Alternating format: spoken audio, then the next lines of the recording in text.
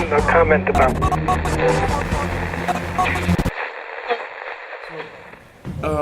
We all were just at this thing about the dictatorship of the proletariat that Philip and Assad gave, and this is kind of connected to that, and so I do say something about that, at least. Yeah, I make mention of that. Also, I guess I should say about my own background, it's really, in scholarship, it really comes out of literary studies and poetics, and so I'm someone who's really influenced by the Marxist critic Frederick Jameson, and just thinking about some of this, it's Marx's 200th birthday and that kind of thing, and Jameson wrote an essay a few years ago. Some of you guys may know it, about Alexander Kluge's film about Marxist Capital. So Kluge actually made a film about Marxist Capital, and in the conclusion of that essay, Jameson speaks of our present relationship to the classical period of Marxism and mass socialist parties as one of the relationship between kind of modernity and antiquity, and he calls it our golden age, and it's to be returned to over and over again, trying to come up with fresh insights by looking back at this recent past, which in some ways we're close to, but also very far away from simultaneously. So there's some kind of thoughts about a thing that Trotsky wrote a while ago. The book that I'm going to be talking about is from 1904, and it's called Our Political Tasks. He was very young when he wrote it, and he was writing after the Second Congress of the Russian Social Democratic Labor Party, the Congress famously where the split occurred between the Bolsheviks and the Mensheviks. Can everyone hear me okay? Am I projecting enough? Okay. And he was writing kind of in the build-up to the Russian Revolution of 1905. And so that's the kind of context for some of the things that he's saying. And when he's saying our political tasks, he really has in mind, in some sense, the task of the revolution, the task of getting from a kind of capitalist and czarist, incipient capitalist, remnant czarist order to a proletarian future. And so I'm gonna start with just a comment of Mike Davis's in a recent essay that's kind of about this task. And Mike Davis writes in a recent thing that's coming out in a book, the workers' movement can and must confront the power of capital in every aspect of social life, organizing resistance on the terrains of the economic, the political, the urban, the social, reproductive, and the associational. It is the fusion or synthesis of these struggles rather than their simple addition that invests the proletariat with historical agency. So that's kind of the problematic here in some sense in the Trotsky is this idea of historical agency, the bearer of this kind of potent talisman that the proletariat once was. Now, what is substitutionism? Okay, so just to get to that topic, the main topic I'm going to talk about, Trotsky meant by this a serious Marxist political organization's substituting of its own actions for those of a mass movement of the proletariat. That's kind of the definitional phrasing, and he's. I'm going to talk about section 2 of the book, tactical tasks, the content of our activity in the proletariat. Notice that term, and he's really thinking about the proletariat as a class-based movement. I mean, going back to some of that stuff you guys were talking about in the terms of the dictatorship, a class dictatorship, a class-based movement. And it's this movement's progress as a class-based movement that's the starting point for evaluations, criticisms, and final judgments in this context of the work I'm talking about. Okay, so how does he start out in the second section? He's very critical of the Russian Social Democrats on the grounds that they lack concrete political contact with the masses. The organizational links to the masses are weak. Strikes, demonstrations are relatively common, and yet leadership and coordination of these things is not particularly well organized, and there's a variety of reasons for that. Okay, and so he starts out by looking at the weakness, in some sense, of the two forms of the Marxist Party that existed at the time. One was kind of the party that existed in countries where social democracy, the parties were illegal or banned, and so the party is reduced to becoming a kind of a publisher and distributor of revolutionary literature. The Polish Social Democratic Party, Polish Socialist Party is his example there. This is good insofar as literature is being published and distributed and consciousness may be raised, but the party is unusable, he says, as a regulator of the living energy of the masses. This is counterposed to the party that is kind of the involved primarily in trade union struggles. Economism is his term, and he uses the term economism and economist to talk about Marxist politics that have been sort of reduced down to trade union level activities. Now, again, this is also imposed by objective conditions in a sense. But the struggle against politics being reduced to trade unionism has a kind of loop effect where it takes you back to being a revolutionary literature publisher. And so this is a kind of dead end.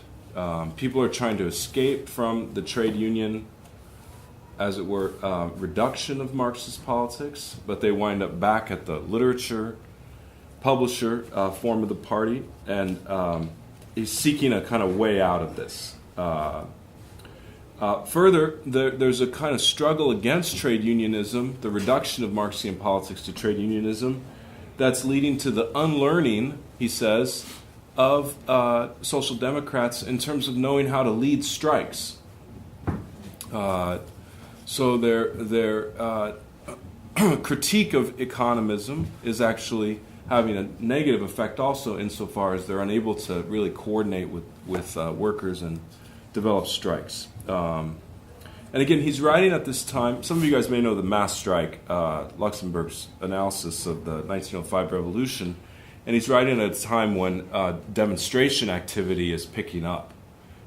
So he notes, for instance, that demonstrations have now begun to replace strikes as one of the most common manifestations of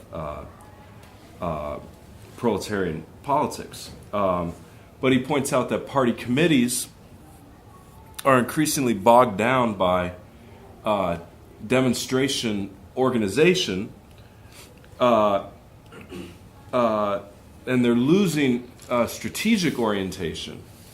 So they're somehow this is all rings incredibly true for me in my experiences of political life. Bogged down by this and that, losing strategic organization, and many of the demos that they even were organizing were relatively small, unflamboyant.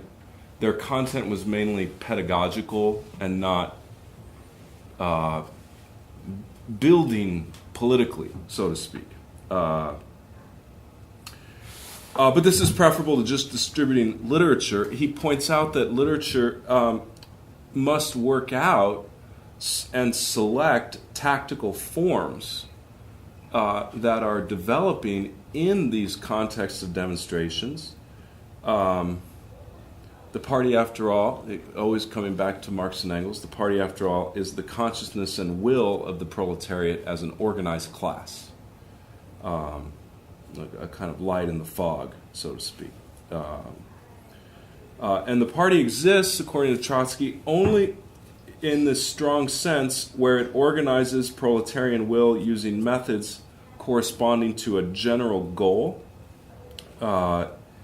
It prepares the material and ideological basis for new steps forward, as it were. Tactics, in this sense, are not just discussed for an audience or for a group of objects, mere listeners. Instead, tactics need to have the goal of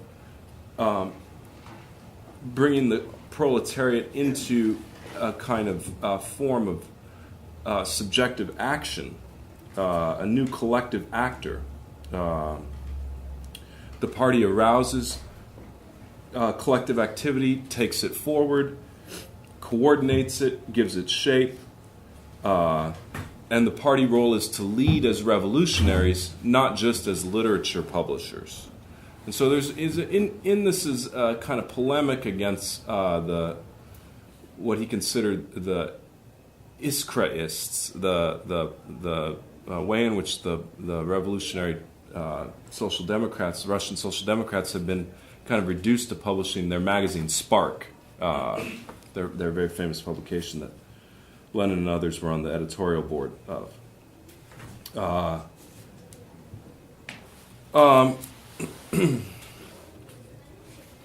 Okay, so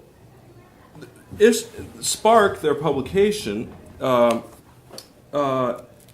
kind of reduced the party in exile. The party was in exile also, so it was further reduced. But in exile, it had reduced the party to a kind of technical agency for the overseeing of the publication of the magazine or the newspaper. And so there's a contradiction here. You have a highly developed theoretical program and magazine, and yet you have really limited contact of that political content with the masses. So Spark, Iskra won a battle to subjugate, in some sense, the party to its program, and that was a step forward in a sense. And he's also kind of in passing off, this whole thing is like a kind of criticism in some sense of what is to be done. And he points out about Lenin's text that it's a kind of call for the organization of scattered militants, but that ultimately it doesn't say much about the edifice that they're to build. That's his kind of criticism of the text. I was recently rereading What Is to Be Done, and oftentimes it's hard to distinguish exactly what, at least for me, what the differences are between what Trotsky's calling for and what Lenin was calling for in that. So obviously it had a strong mark on him. The Second Congress of the Russian Social Democrats had the effect of creating a mandate to extend economism to the whole of the party. So the idea was that the party was supposed to organize committees of workers now. And for Trotsky, this meant taking the kind of content of the publication of Spark and using it to develop consciousness and thus the autonomous activity. That's his kind of crucial phrase, the autonomous activity of the proletariat, of the working classes. So the central passage of development of this chapter in the book is interesting because it relies on anecdotes from memoirs in one case and published or correspondence in another from particular comrades. So in one case, he moves into discussing a memoir of an 1896 strike in Odessa. And it's a long quotation about how the strike was concretely organized. Money set aside, preparations made, all the kind of day in, day out sort of practical knowledge that it took to organize the strike. And he says about this, much of this has now been unlearned. Much of this, 8 years on, much of this has been unlearned. This concrete knowledge of how for the party to assist in the organization and coordination of strikes. Strikes as a serious weapon, he points out, they proceed from the workers. The party, this is something that Lenin notes also, the party has gotten really good at leafleting factories, passing out leaflets in factories, and the leaflets themselves have the effect of frightening owners, and sometimes without even a strike being declared, produce concessions. But they've gotten so good at this that they don't think about how they maybe can produce a strike. How they've gotten so good at leafleting that they don't think about how actually would we go about producing a strike. In fact, that would require coordination with the workers in a much more substantial way.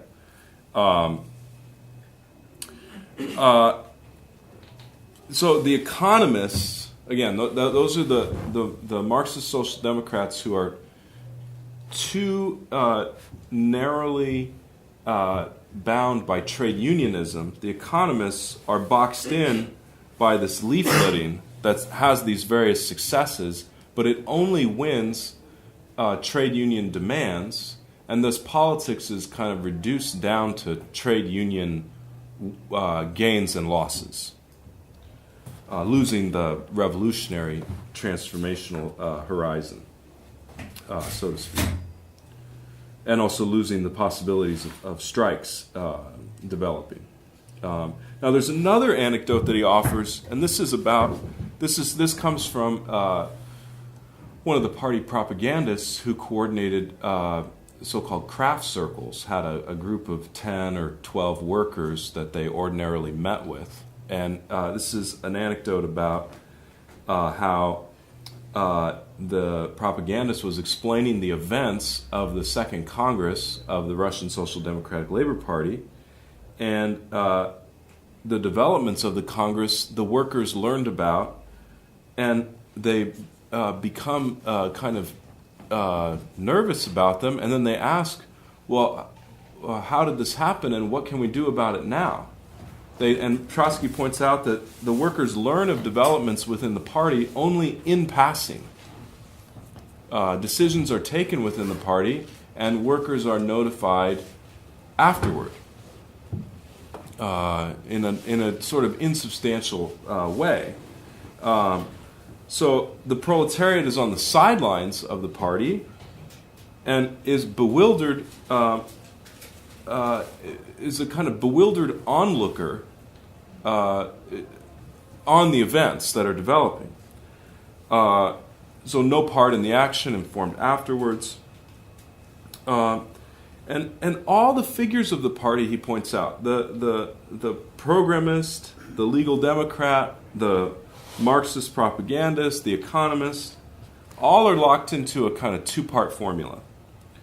On the one hand, support economic workplace struggles and, as it were, provide some aid, material aid to this early form of the class struggle, so-called first stages of the class struggle. And the second part of what they're doing is collaborating with the intelligentsia and the liberal opposition to the Tsar. So what you see is missing there for Trotsky is proletarian politics. There's a kind of trade unionism, and there's a collaboration with liberals and intelligentsia against the Tsar. But where is the, as it were, autonomous activity of the proletariat as a political force? It doesn't seem to exist. So proletarian politics is missing because they're quite literally missing from action as an autonomous force in politics. The party is, this is where we're getting closer to the meaning of substitutionism. The party is placed above the proletariat and it's top-heavy with intellectuals leading a primitive class struggle, i.e. trade union demands, and intervening when it can with the elements of the intelligentsia, whether they're radical or liberal. And again, even now, they are unlearning the art of leading the strikes and economic workplace struggles. The party is not marching at the head of the proletariat, but taking actions in place of it. Substitutionism. The quote is politically substituting for the class. A party that thinks for the proletariat is what we have, rather than one that educates and mobilizes the proletariat. So what's his response to this criticism? What is his what is to be done in this moment? Remain in the proletariat. Don't leave it. So into the masses. That was one of the slogans of the Second Congress. On the one hand, the economists are the kind of proletariat's tail, social democratic tail of the proletariat, trade unionists, so to speak. On the other, in Trotsky's caricature of Lenin, the proletariat is the tail of the party. Instead, mobilize the proletariat, he says, for action through consciousness-raising petitions that engage the political events of the day. And he kind of goes through an example of how you could have brought workers into the Congress. You could have gone around and educated them about the discussions beforehand, the issues that were going to be raised. You could have gotten hundreds, thousands of signatures on petitions. You could have presented petitions to the delegates of the Congress so that you would bring the voices and, in some sense, the living, vital energies of the proletariat to the Congress. And leadership is another thing he focuses on. So the opposite of substitutionism, or the contradistinct term, is leadership. It means to organize the proletariat as a whole to lead the struggle itself, the autonomous self-activity of the proletariat. So the party should be organizing it to lead. And this, you could say, is something like a first stage in the development of the dictatorship of the proletariat, in some sense. The proletariat ultimately is a strong pole of attraction in this whole process, and it can draw to itself other non-proletarian elements of the democratic movement. So propaganda, another big point of discussion here, needs a living element that must shed scholasticism, the new period that they're entering into with increasing demonstrations imposes this mandate. He talks about the reports of craft circle propagandists talking about how workers are falling asleep during discussions and that sort of thing. And in part he says this is because there's no relevant politics that are being worked out. So the propagandist must ideologically arm the workers of his circle. So from campaign education to political education, and ultimately the goal is creating this political agency of the working class.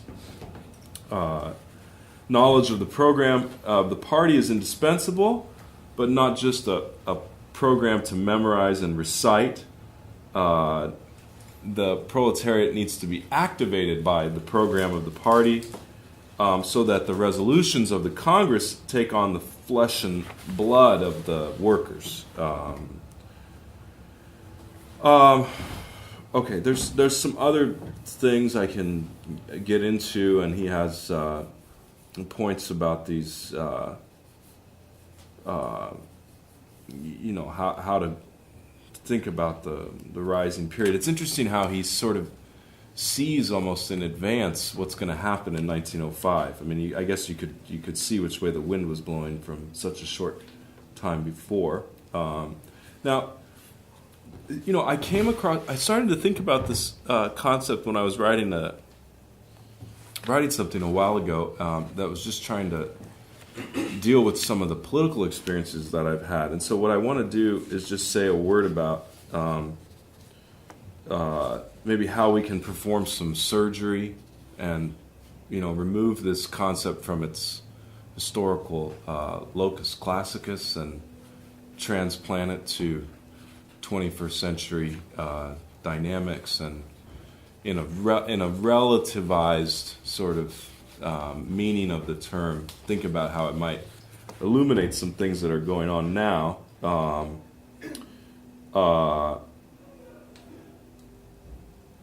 And so just forgive me, and maybe we can dispute this stuff too. This is just totally kind of improvised thinking on my part.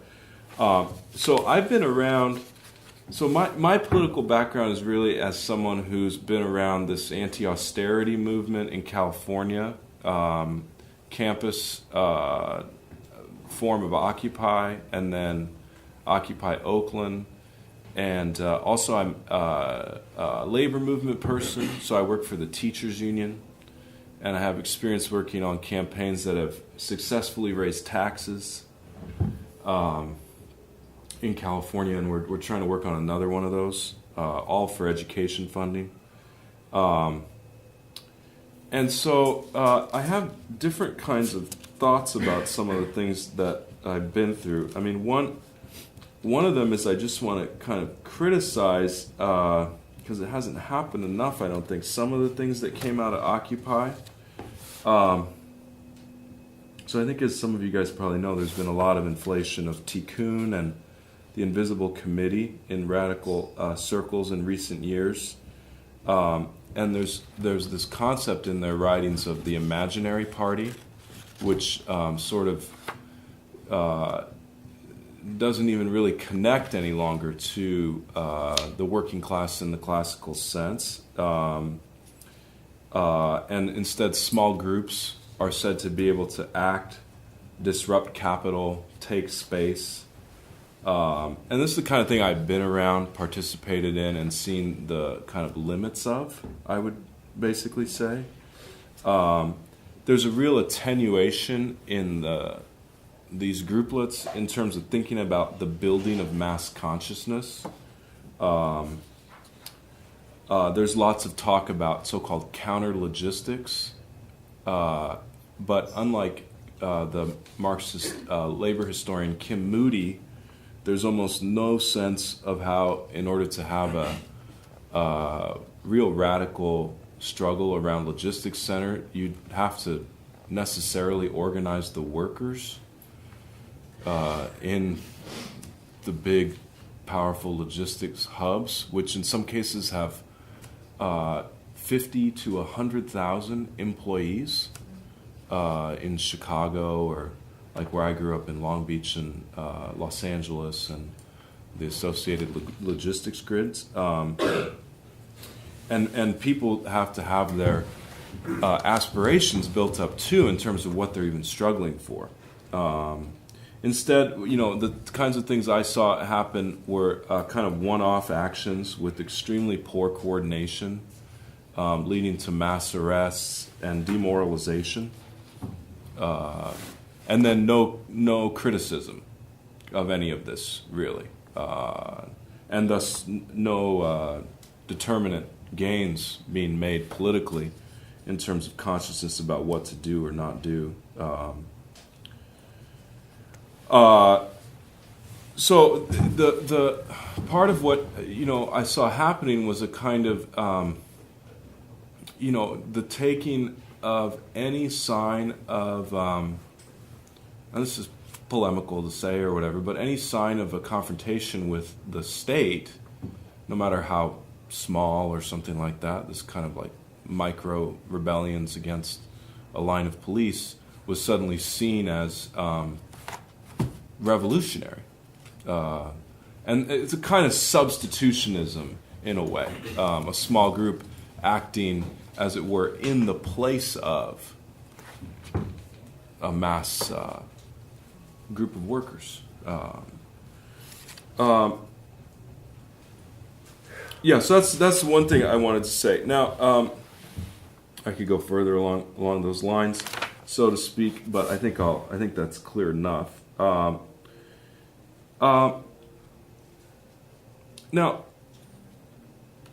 the other thing that I just want to keep in mind in a way is some of the stuff that Kim Moody has been getting at and Mike Davis. But I think I'll just leave it there, and then maybe I can refer to these notes or whatever after that. So that's my kind of basic thing.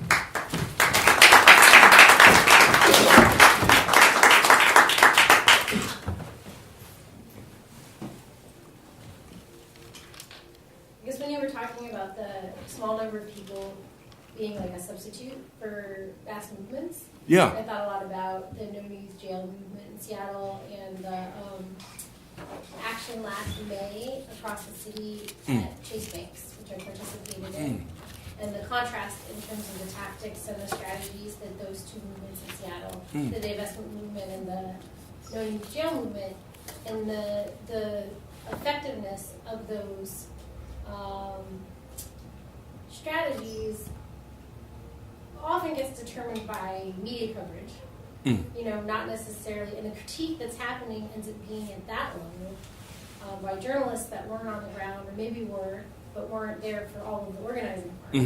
And then that gets taken as the narrative of whether it was effective or not. In Seattle, and I don't see a lot. I did organizing in Chicago, where there was like 100,000 people marching through the streets for the immigration rights. And I was involved in like planning for that, and then seeing the different style of organizing that happens in Seattle.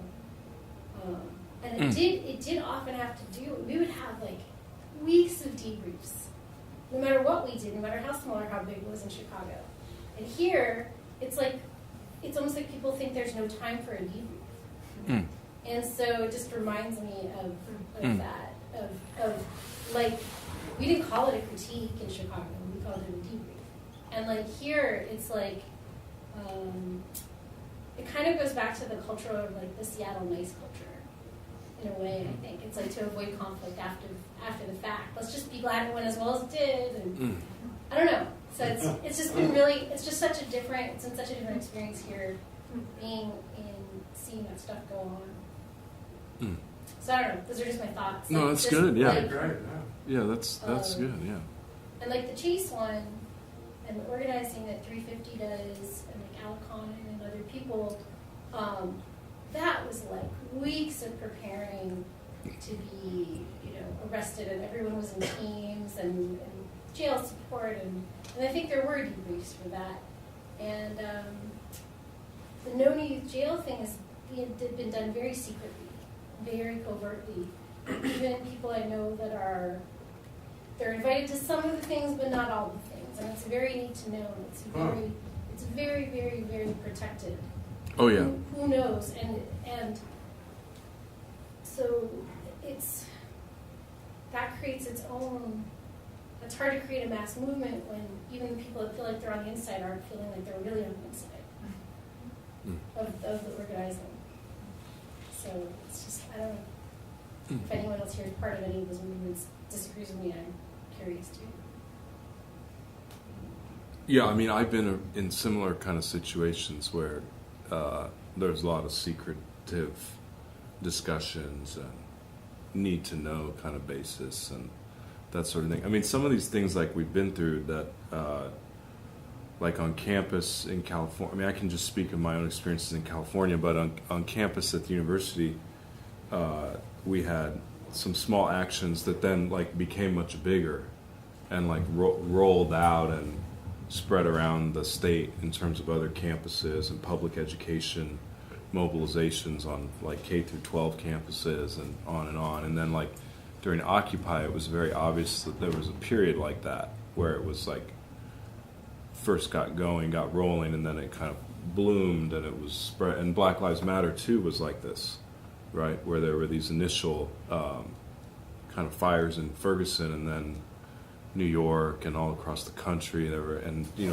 some of the immediate aftermath of the Trump victory, there were those kind of social media coordinated walkouts in Los Angeles, for instance, where I grew up in the high schools, taking over freeways and all that kind of stuff. So there are kind of ways in which things go from these small groups to these wider, kind of mass effects. But then it... there isn't the skill building going on.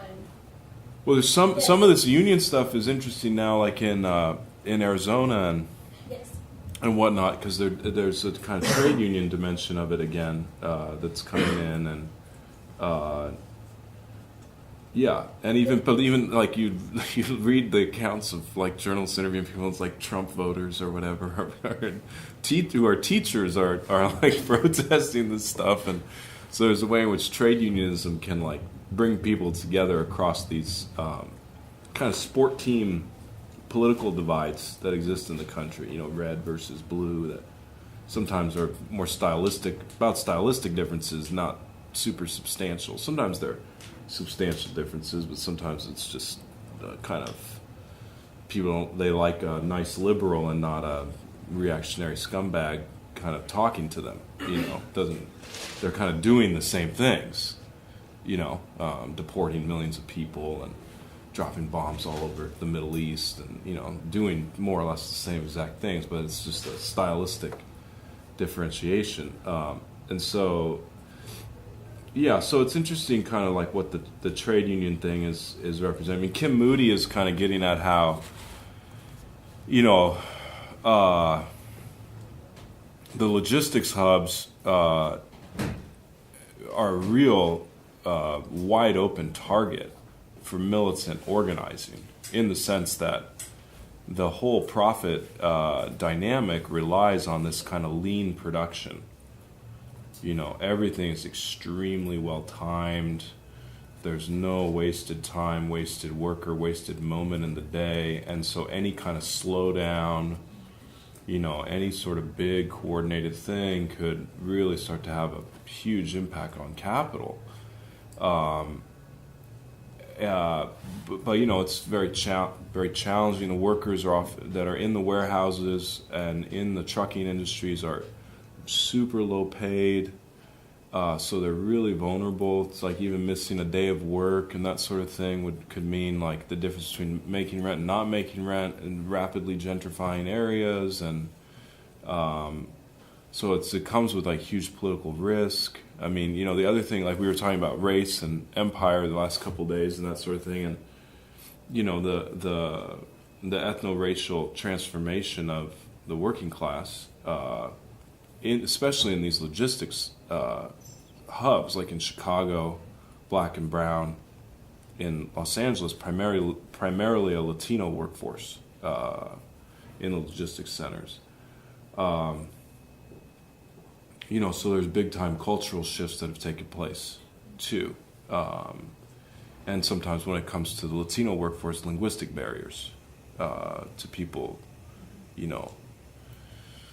being able to have contact, Hassan, go ahead, Yeah, I just had to laugh to myself when you brought up Occupy, because I remember standing right next to you during most of these incidents that you're drawing these conclusions from. And I remember two in particular. I remember when we had the general strike in Oakland, which was it was just amazing that there was the Occupy Oakland voted to have that. And then there were so many people on the streets, and it was amazing, and then we didn't know where we were supposed to go or what we were supposed to do, and there was the idea of shutting down the port. And we got to the port, and the ILWU workers are all there, and they're like, yeah, we'll strike, but who are you? And what is Occupy? Literally, they had not heard of Occupy. I know. Yeah. And so it was like, nobody called them? So I think that, they had heard about it on TV. The one guy told us, he said he had heard about it on TV. Yeah.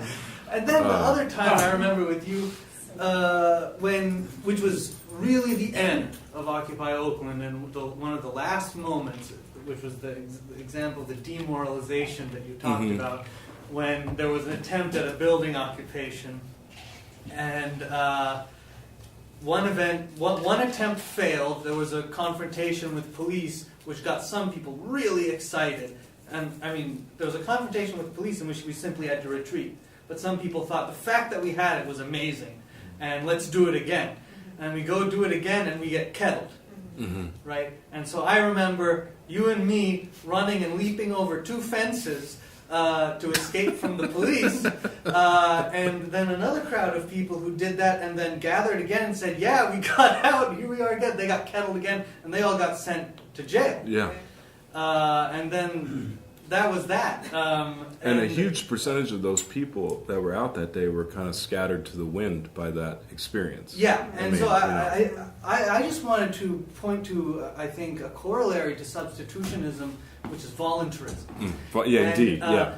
One of the things is you were talking in the golden age where there were already parties that you could have these debates about, and the Occupy moment. I'm not a party fetishist, but it didn't create lasting organizational structures. And so when it declined, when the spontaneous character of it declined, when huge people, masses of people stopped showing up because they were excited about this new thing, then small groups try to force it back, right? To try to force it back into action, and that at the end of the golden age that you described, you had organizations like the Weather Underground, the Red Brigades, the Red Army faction, all of whom, with the decline of the mass character of these movements, thought we'll turn it into an armed struggle. All we need is this small cell. And I think this is a serious problem that we have in our when political moments seem to come out of nowhere because we didn't have a lasting organizational structure. They rise and then they decline, and as the mass character declines, we get the voluntaristic forcing of a substitutionist agenda, and which that's one of leads also to this immense eroding of trust, right? Especially along race line, like people who are of different genders, and people who are of different abilities, because there are differentials of risk, right? And that's of course, and that attempt to force. I mean, people see through that. They're smart. They're not, The other Seattle example is. Guys, can we just get hands in the back? Sorry, I mean, because people have had hands up. Go ahead. I just want to talk about, in this book, Lenin Rediscovered, which is about what is to be done and kind of providing kind of the context for what that book was, or when that book was written. There's all these ideas going around that the workers they can't represent themselves. They're too stupid. You have to water down politics. You need to have someone else represent them. And Lenin believes that workers can understand high-level ideas.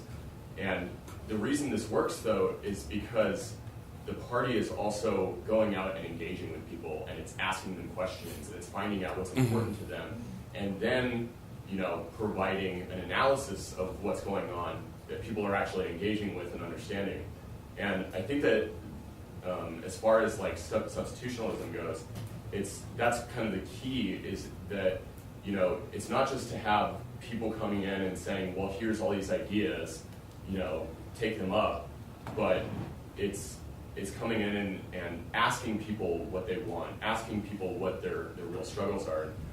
Last week I was at the Black Panther 50th anniversary, and they were talking about this a lot, in that it's the Panthers would say, well, we just thought we would go in and do something and no one would show up. But when we started being like, well, what are your needs? Oh, well, we need food, we need coats, there's sickle cell anemia, in our communities, right? It's like when they start asking people what they want and then delivering back on that, people start listening to them, people start engaging with them, and actually, feeling that the community, that they represent their community. And I think that that's a huge part of what is missing right now, is that we don't have a great way of engaging with people, or we don't really know how to do it. And Occupy, was seeking to have this public forum where you could what is everyone talking about? What are we thinking about, right? But it didn't really form the kind of lasting organization that we need. So my question for you is, how do you feel in this day and age that we can actually engage with people or meet them where they're at? Because it's not it's not super useful to go out on the street corner with a newspaper, as it used to be, it was in Lenin's day or whatever. So, what are the ways in which we can actually do that today, like do that online or in communities or whatever that actually. Oh, that's good. Yeah, I mean, let me just add a rider to that question. What are the ways that we can meet the struggle that's happening where it's at? In other words, instead of looking for the struggle that is supposed to come, according to whatever theory, looking at the ones that happen around you, like Ferguson or the teachers or gun control, and figuring out that's something where people are at. I mean, were there other comments? I mean, Stephen, go ahead. Yeah. Well, just a corollary to the Oakland general strike. In Seattle and Occupy, it was bad going there when after all the encampments were taken away. It was the winter and everybody's indoors. And the idea came along, well, we should have a general strike. And the theory was, well, we've done some great things, we can do that too. And so I remember asking in the meeting, well, who here is going to be on the general strike? I remember everybody saying, I said, but who here has a job and knows somebody that's in their job that's going to be on the general strike? And nobody knew anybody that was going to be with them except for themselves, So the concept that 200 people were going to put on general strike in 3 months in Seattle was totally, blatantly ridiculous. What happened? What happened just to respond to that, because that's easier than these other questions. But the thing in Oakland that happened that made it possible was the fact that you do have the ILWU there, and it's not just any ILWU. Yeah, that's the big idea. It's Local 10, right. And Local 10 has the radical legacy, right. And it has a high number of black workers in it, and there's a degree of radical class consciousness that is not even reproduced, for instance, in the ILWU in Long Beach. In Seattle, it's right wing. Or in Tacoma or whatever, and so there was a kind of exceptional situation there, and then also the Teamsters, SCIU, AFT, locals, all mobilized members for that big day, November 2nd, 2011. So though it appeared, it was kind of like a little mini version of what happened in Egypt, though it appeared it was just kind of like this amorphous thing, that it actually did require a substantial amount of labor movement participation in order for it to be carried off. And ILWU spokespeople from the Bay Area came up to Seattle. And they were Clarence, the other Clarence Thomas. The famous guy is also Clarence Thomas. There's another black guy, but he's like the ILW left wing leader or whatever. These guys were they're left wing people. So the local ILWU people came in and broke up the meeting. There were like 500 people there. Yeah, they just start storming in and just trash the meeting. Yeah, I mean these are just really hard questions. Like I don't know a good answer to that. I mean, my experience, I can speak from my own experience, which is in the last 4 or 5 years, I have been working a lot with the teachers union at the community college where I'm an adjunct, and I edit the newsletter. I attend weekly meetings, and I can tell you that of the labor movement in the United States, the teachers are like the intellectuals of the labor movement. I mean, especially at the community college, everyone has a master's degree. A lot of people have doctorates, and on. And there's literally like completely uneven levels of consciousness about anything, and so I oftentimes just take my job to try to push things in a reasonable way as far to the left as I can, And it does make some difference. I think that one of the things that came up during Occupy that I remember really well was neighborhood, the idea of neighborhood committees, which never really got off the ground. I think because it was the case that too many of the activists actually weren't deeply embedded in their hoods, so to speak, to really make that possible. And by contrast, one way to understand Black Lives Matter, in my opinion, the material basis for the movement is really a neighborhood by neighborhood movement against, the long counterinsurgency in the ghetto, the drug war, and that kind of thing, and a lot of women, mothers and grandmothers and women really involved in that thing. And so,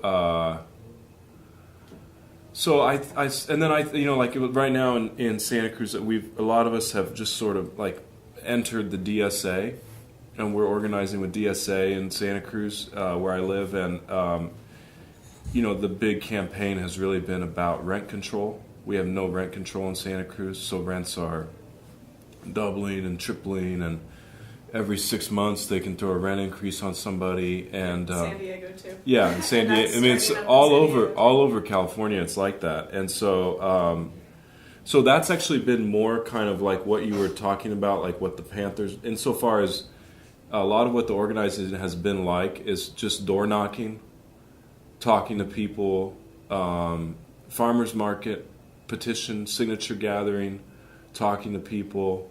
The DSA meetings are pretty open. Good crowd at them. Variety of ages. In Santa Cruz, there's a real sharp divide between in the county between the heavily Latino farm working area, Watsonville, where I also am a teacher, where I teach courses, and the college university town, which is not homogeneously white, but it's whiter, and it is diverse also because of the university's increasing diversity. But there's still a real strong divide. So I think that obviously bridges have to be built in that way. I mean, I don't want to sound too much just like a labor person, classical labor movement person in some sense, but I do think that some of the things in Los Angeles have been interesting. That some of them have been failures, but there have been attempts to organize the immigrant truck drivers that are really based in like community dynamics and that sort of thing. Now they've so far not really come to much, but there's a lot of that kind of impetus, and you have seen in LA at least some labor movement gains in the last 25 years. So yeah, but that is an open question. Yeah, I mean, go ahead, Philip. Yeah. Two ideas. One surrealist and the other one serious. The first one is, wouldn't it be great if there was equivalent of a union ratings guide that was like those guides to colleges, that essentially one would do inquiries about unions. Did they go visit President Trump? Did they support this or that? And then they would get grades, ranked like colleges are. And hopefully over time the unions would say, my God, we're like at the bottom here. Don't we have to start getting up at the top so we can be good union? All right, that's the silly idea. The other is David Harvey's Right of the City. Oh, yeah. Idea Right from years ago. Well, I've never heard it develop, but the notion is something like the neighborhood idea. It's that maybe there can be a union. It's not a workplace union, but it's somehow a kind of civic union that somehow is part that can intervene politically and stop things. And I don't know what form that would take or how, but that since you read the Financial Times, you know that about 2 months ago there was this big article about how rents in every major city in the world have gone up in the last 4 years because people don't want to put their money in emerging markets. They don't want to put their money in the stock market. The only thing they want to do is in big cities and secure countries or whatever like that. So we know that a lot of offshore stuff is running our way, and we don't really have the equipment to deal with it yet and to stop it,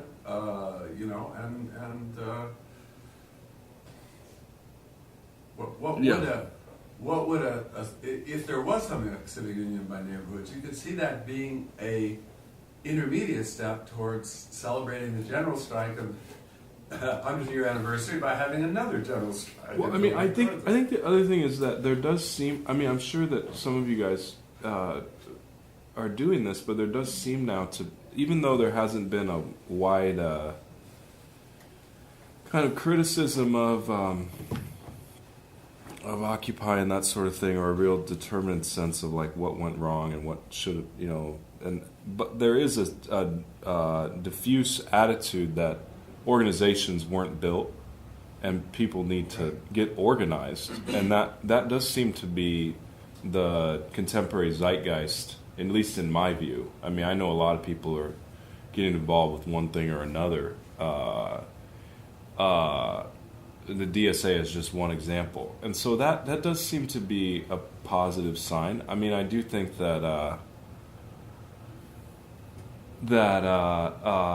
like if this labor stuff that I go to, like regional meetings and things like that, you hear people, especially younger people involved in the trades unions, making stinging criticisms of the Democratic Party in California.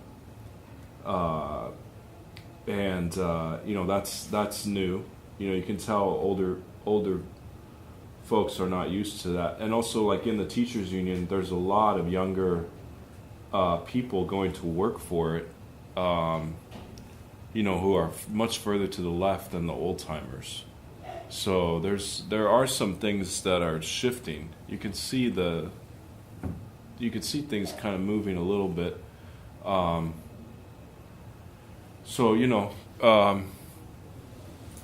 I just thought it would be interesting to try to I raise some of these questions. I mean, Mike Davis wrote this recent book, and it's been piecemeal published in different things. Old Gods, New Enigmas, and he's making a claim about the organized working class, the proletariat, that it possesses, if not in some de facto preordained way, it possesses the capacities for the building of transformational agency, political agency, historical agency, so to speak. And he's defending it as a historical actor, even in this current very difficult global conjuncture where it's highly uneven levels of formal employment, across the planet. So, it's a lot is at stake in this kind of discussion, and I've had myself too many conversations with people who ought to know better by now about what is to be done and that sort of thing, and they don't even seem to me, these old comrades of mine, to be addressing some of the things that we went through that just manifestly didn't go anywhere. So they seem to be caught in a kind of they're caught up in something without being able to criticize it. So, but anyway, thanks a lot, guys. That was a good conversation.